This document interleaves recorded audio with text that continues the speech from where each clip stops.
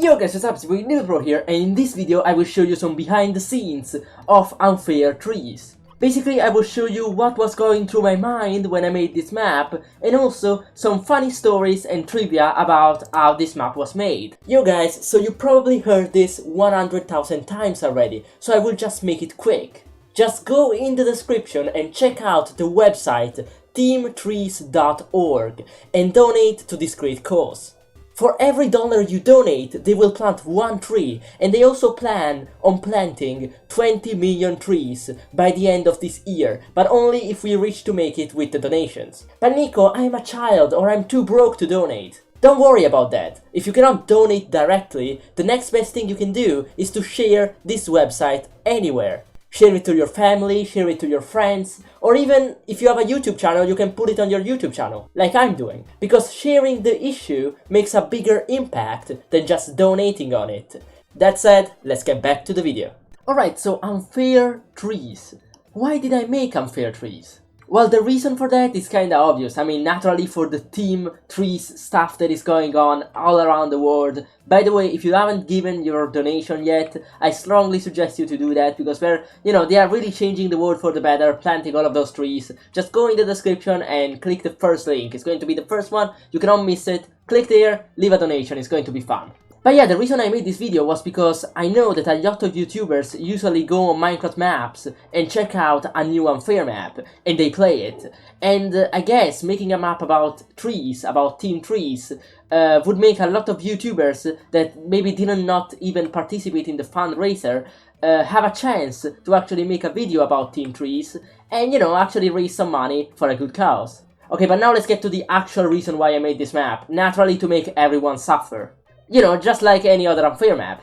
Alright, so the initial idea for this map was to make an Unfair map, but as you can see, in this shape. So what I wanted to do for this map was a real regular Unfair map, but in this shape with a tree in the middle. But after a while I realized that that format would get boring really quickly because the map is too short, and also it's not like Unfair Door where you go back and forward every time, but it's more like of a weird cross shape, so you don't really know where to go, and that's why I actually went into more of an adventure type of map. So this map was a little bit over the place. I had no idea what I was doing while I was mapping it, but I'm glad it turned out alright.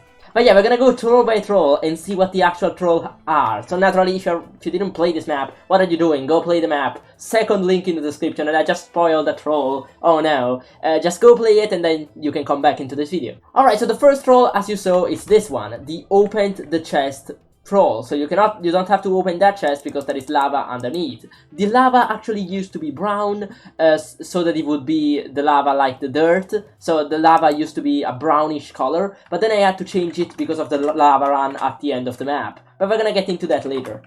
So this is something that nobody realized, and it's a really hidden troll. But if you actually grab the dirt cleaner before grabbing the sapling and you do this, as you can see, an anvil is going to fall on the sapling and you will not be able to grab it anymore. That troll was a little bit obscure because if people are playing it in multiplayer, they will get stuck into each other's head and they will not be able to see what was going on. This is what happened with Captain Sparkles and Scene, and I really need to change that, to fix that bug, change that behavior, so that people would go in spectator mode, so they would be able to see the anvil. Okay, instead, if you place the tree on the course thingy thing, this is gonna happen and everything is gonna go insane, oh no. Finally, what you have to do is do this, take the sapling, and then first clean the dirt and then place it. Now, you planted the tree, you have to protect it. Who is this voice? Who is this title which is talking? Who is talking to you? At the beginning, you might think this is just a lore, okay? Just a random text just to present the map. But at the end of the map, it's actually spoiled. I have to pause right here or I'm gonna die. If you play the map, you're gonna know why. But basically, that voice that is talking right there, at the end of the map, it's revealed to be Mother Nature. And that's what I was going for. But anyway, I need to drop the water on the sapling right now, or else I'm going to explode. By the way, right here it says, I told you it was mind-blowing, because the tree actually explodes if you wait too long reading the text. So you get it, mind-blowing. It's funny, come on, please laugh. Anyway, but this was the first section. I wanted to actually make use of this cross-shaped Unfair map. And I actually wanted to be the entire map like this. In fact, as you see in the beginning, nature says you planted the tree, now you have to protect it.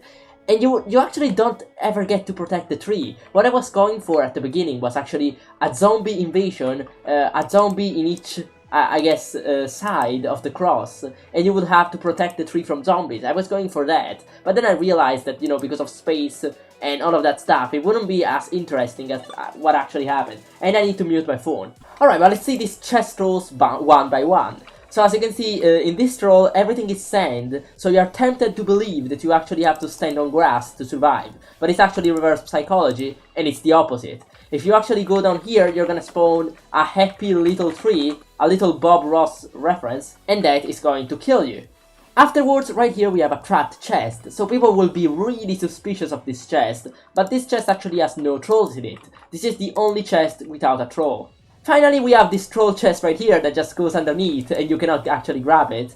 And then we have this last chest, no, sorry, it's this one. Basically, as soon as you open it, an anvil will drop on your head, so you have to move. As you can see, this chest has a lot of junk in it, so that you take a lot of time to, you know, arrange it, and the anvil falls right on your head. Okay, afterwards you can plant the bone meal, and as you can see, you plant it 2 times, but when you plant it the 3rd time, all of the leaves fall off the tree, and if you're standing right beside the tree, the leaves are going to fall on you and you're gonna die. So you need to stand right here. And many YouTubers did that and didn't realize what was going on, and I guess, you know, it was a little bit too subtle for them to realize, but that is why you actually die right here. Anyways, after this, it tells you to find something in the pond, and this is actually I actually gave users or players the possibility to explore everything right now. I guess everyone just went for the pond because I told them so. I maybe shouldn't have done that. I maybe should have said, maybe you can find something somewhere. Because what I actually wanted players to do was to find this little place right here, but actually not being able to access it, because it's something else, as you can see. So what I wanted players to do was actually to roam around and explore, but naturally they went right for the pond and they found the chest right away.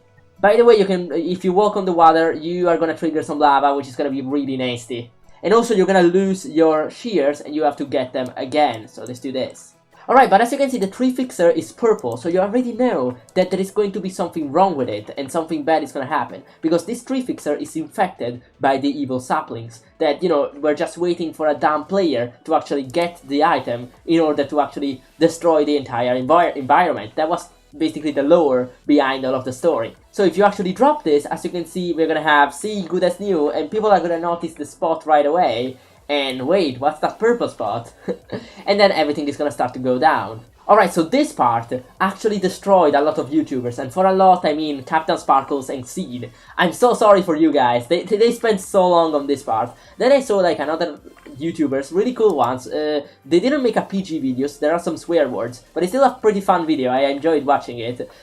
Basically there were like 5 or 6 people playing the map, so because they were so many, they actually managed to find the entrance, you know, the next step where you needed to go relatively quickly. But yeah, as you can see, if you walk right here and follow the particles, you're going to see another particle right there, and that's what you need to follow.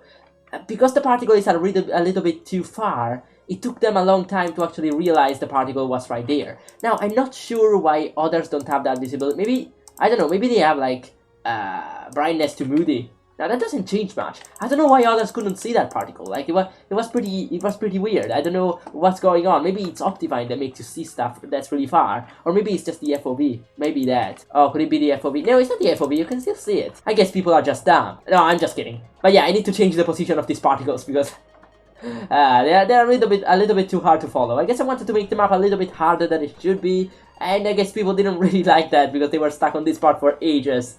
Anyway, once we enter this section, as you can see, it was blocked off before, now it's not blocked off anymore. So what I relied on is that players actually explored this section before they had to, so they knew where to go afterwards. But I guess that didn't happen because I didn't make it too clear. But I guess totally not the entrance to that secret evil lair. And as you can see, if you open the chest, this will drop down and there's going to be a stylish elevator with some song in the background. But anyway, right here we have the first discussion with the evil sapling, and you finally realize that this character is evil and wants to destroy all of the environment, all of the trees, and you realize his evil plan. By the way, there is nothing you can do right here, even if you keep yourself off the guards, you're still gonna get wrecked by them, and you're gonna get sent into prison.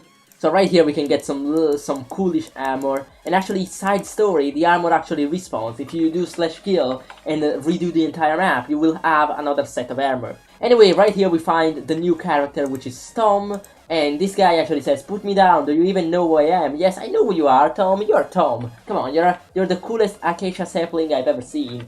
And while Tom is talking, you can actually do some stuff, because people have been complaining, it's like, why cannot you skip this text?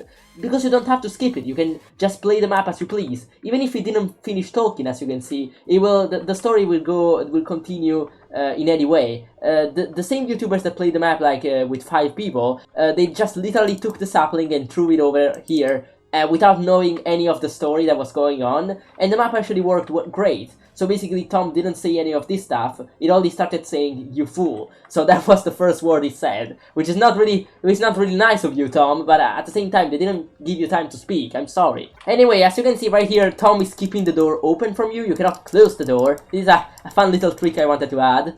And as you can see, this door is actually open because this is the one Tom came from. So now there is this door. Now this door actually looked really buggy for a lot of you guys, but it's actually because of Optifine, not because of my map.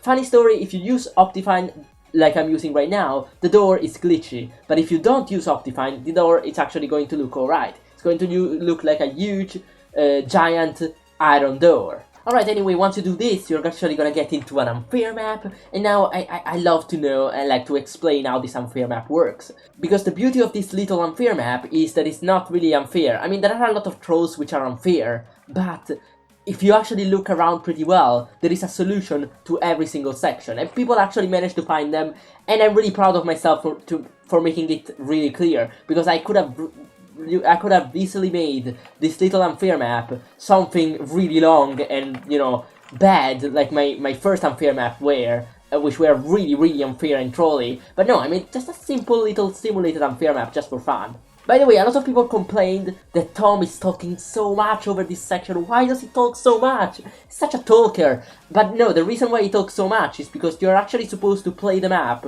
while he's talking.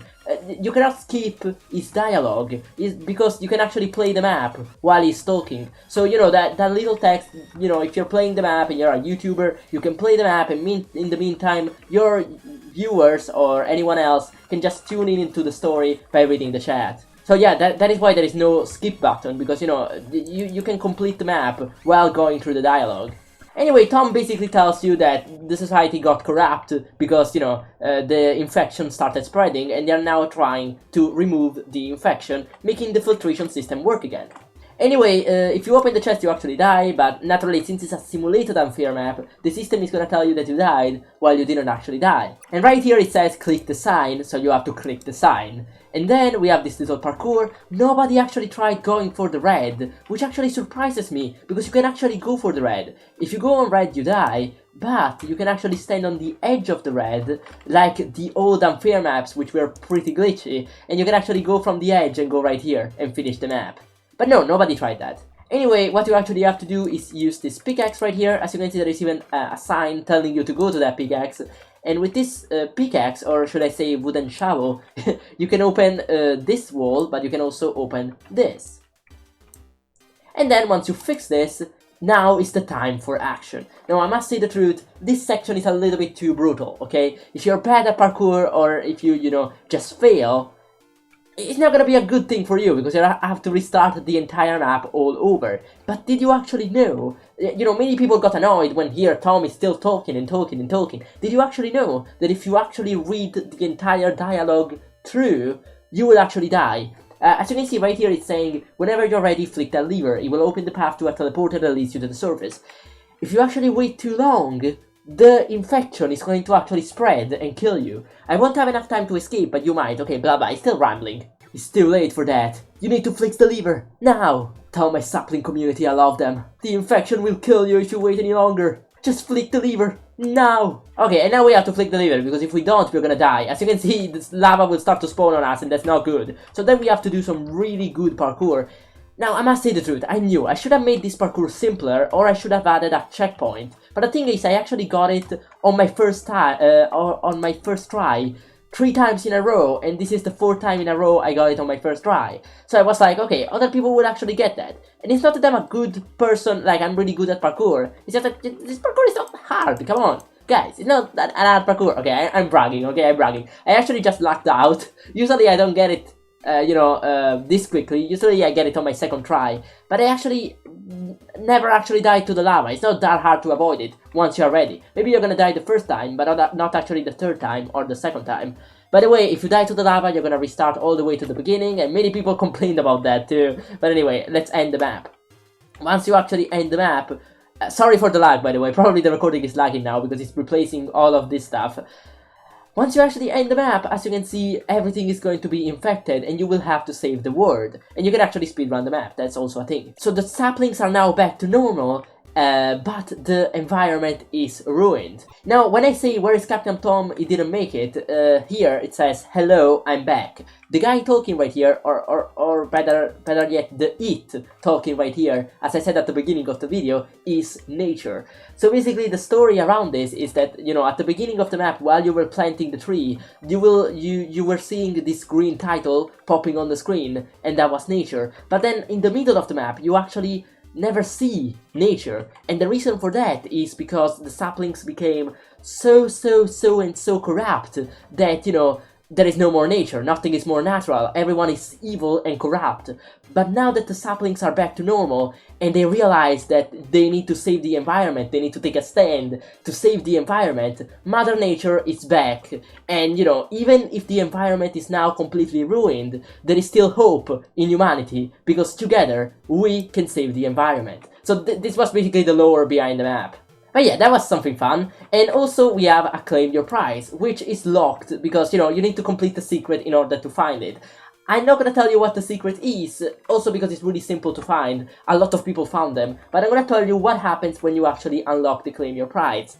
You will be teleported, I mean not teleported, you will just have a link to a private Discord server where you and a lot of secret seekers like you will be able to communicate and brag about themselves on how they managed to find the secret. The same thing applies for the Unfair Door secret, but that secret is really hard. Only 3 people managed to actually find the secret, and I'm really amazed with them because that secret is so hard to find. I'm gonna actually publish really soon a solution video to that video, to that secret in Unfair Door, so you can actually look forward to that. Anyway, before ending the video, I just wanted to say, you probably are all wondering how I made this little bow work, you know, with command blocks, because, you know, maybe people may think, Nico, this is too hard, okay? So now I'm gonna, you know, if you wanna stick around a little bit for this video, I'm gonna explain how this works. And basically, these are just 2 commands. You may say, Nico, are you crazy? This bow only takes 2 commands? Well, in reality, it only takes 1 command. The second commands are the particles, as you can see that the arrow emanates. But yeah, it's only 1 command that is doing all of this stuff. So as you can see, this is the only command that controls the bow. It basically detects where the position of an arrow is. It could be any arrow, so it doesn't matter what the bow is, okay? You could use any bow with any type of arrow, and it's going to work. Actually, will it work with any type of arrow? I think so, okay? Because there is no tipped arrow right here. Yeah, there is only arrow. So it's just a generic arrow.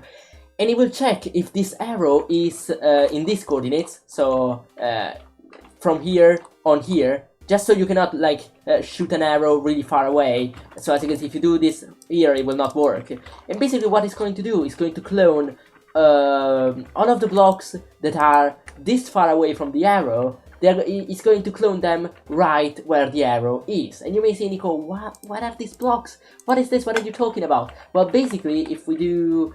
I guess I can copy this. Yes. Okay. We go all the way over here. At example, we can just go... I guess we can go right here. Okay, remember this place. If we do TP player right here, and then we just add 3 to all of these numbers, so 36 plus 3 is 33, 94, bam! We're gonna be in the exact same position, but in a greenified state. So as you can see, this is the cloned version of the map. So basically what the arrow does is it goes right here, clones the block that's right here, and puts it back where the arrow is. And it's going to do this every tick. This is because this is why it lags. I can actually fix the lag pretty simply, but I actually forgot to do that. I can show you how to fix the lag if it's lagging too much for your computer. Yes, okay, right here. Just copy this part right here from the third command and put it here. And bam, here. Boom. And instead of doing arrow time 20, I guess you could do arrow time from 1. I guess you can just do arrow time 1. So basically what this means is that instead of cloning while the arrow is moving, it will only clone when the arrow spawns. So as you can see, I can show you right here, I can demonstrate. If I start the arrow right here, it's supposed to actually, you know, clone stuff every single tick. But now that I updated the command, as you can see, it will only clone the stuff right here. It will not clone it right here, because, you know, I updated the command. So this is gonna make it lag less, but it's also gonna look much less cool. So you will need to aim really well in order for it to work. You have to be really close. If you try to shoot something from afar, it's not going to work. But yeah, another thing I wanted to show you is actually how I made the lava run, because many of you guys may be interested. And I actually made a different video on that a long time ago, but I'm gonna cut it short. If you wanna see the full video where I actually introduced a little bit of a plugin, we could say, to create custom lava waves, you can check it out. It's in the description and also as a card right now. But the video is this one, the commands are this one. Only 2 commands, pretty simple. Basically, the lava wave is actually an area effect cloud, which is basically a fancy armor stand, which is tagged lava wave. And basically every tick around this armor stand or this area effect cloud, we are gonna fill the area around it with lava, okay? And then we're gonna move the area effect cloud a little bit more to the side every single tick. And now, if you change this number, you can actually change the speed of the wave. I don't know if I can actually show you. We need to create okay, you know what? We're gonna actually destroy the map right now. So basically, if you create a lava wave, if we can do summon armor stand, we can create an armor stand for this. Lava wave, and we tag it lava wave, like this. Tags lava wave. Lava wave. I don't know if that's the capitalization of that, but basically if we do that, as you can see, it's gonna start generating lava, and you know that's crazy. It's only these 2 commands that are doing it, and we can actually make it go much faster and much slower by changing the speed. So if we do something like this, it's gonna be a little bit too fast. It's gonna do 2 blocks every second because this command happens every tick. So a tick, 1 second is 20 ticks. So every second is going to do 1 block, I believe. No, 2 blocks. Yeah. So this is gonna be a little bit crazy if we activate it. Bam! And now it's going to go really fast. What? Oh, the armor stand burned. Yeah, the armor stand burned on the lava. Okay, let's actually make it invulnerable 1B. And now it's going to work. As you can see, it goes really fast. And as you can see, the wave is going to do all of that stuff. You can actually change the direction of the wave naturally. Instead of putting this here, you can put it here. And it's going to go in a whole new direction. Then you can do this. As example, it's going to go on the other direction. Now it's going to bug it. You can actually make the wave, I don't know, go on top, I guess? I don't know how this is going to work. Okay, yes, this is weird. Oh, this is awkward. Oh, no, this is awkward. Okay, let's make it go into a diagonal, but in order to make a diagonal, we actually have to do this and this, so it's going to be a square. Oh, okay, this is not good. I'm destroying the entire command block structure. Okay, but yeah, we had enough fun with this. As you can see, it did this little staircase. It is actually continuing inside the wall. The reason why it's not griefing anything is because right here I put replace air. If I remove replace air, it's gonna actually replace anything, so it's gonna break the command blocks and it's gonna be a real mess. But yeah, in order to clear all of this mess, it's pretty simple. You just fill all of the area with air, replace lava, and it's gonna be like nothing happens. So I love how this is working because it's not griefy at all. As you can see, it didn't grief one thing. The commands are all intact. Now naturally, if you have some redstone into the commands, it's going to pop it, which is not good. And also, you know, if you have already some lava, it's going to delete also that, because it's gonna get replaced by that. But yeah, other than that, this is how it works. Pretty funny, and also, these are all of the different states the tree can be. I just wanted to show you this if you're interested in what this stuff is. Basically, all of this stuff that you see right here are all things that get cloned inside the map. And then we have these huge areas that get cloned when the map finishes. And then finally we have this little lake area where stuff gets cloned too. Anyway guys, I hope you really enjoyed this behind the scenes video of the map. If you want to see more content like this, be sure to subscribe so I can make more and also I can boost my ego. No, but really, next time I create a map, and more specifically an unfair map, I'm gonna make a new behind the scenes and it's gonna be amazing. I cannot wait. Anyway, I hope you really enjoyed this video, really amazing to make. Leave a like if you did, and I'm gonna see you guys in the next one. See ya!